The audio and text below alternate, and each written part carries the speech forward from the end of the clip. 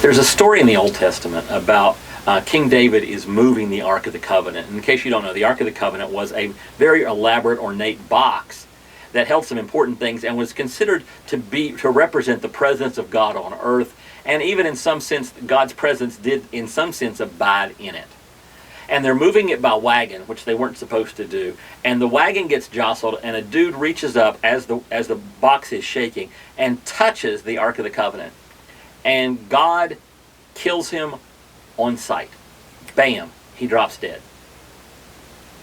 Remember that story as we go to the New Testament. And in the New Testament, we're at the point where Jesus is getting ready for crucifixion. He is moving toward the crucifixion. And in Luke 22, verses 63 to 65, it says this: "The men who were guarding Jesus began mocking and beating him. They blindfolded him and demanded, 'Prophesy, who hit you?' And they said many other insulting things to him." Remember, when somebody touched the God box, which was simply the symbol of the presence of God in reality, God killed the person.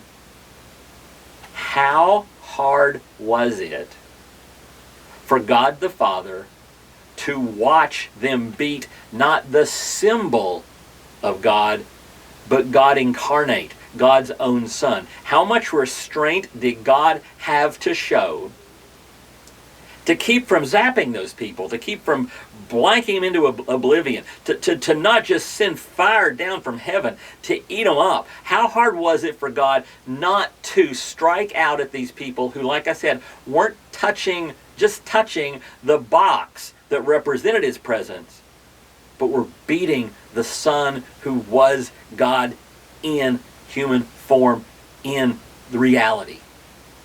How hard do you think that was? And you know why he held back? Because Jesus had to get to the cross to die for your sins and my sins.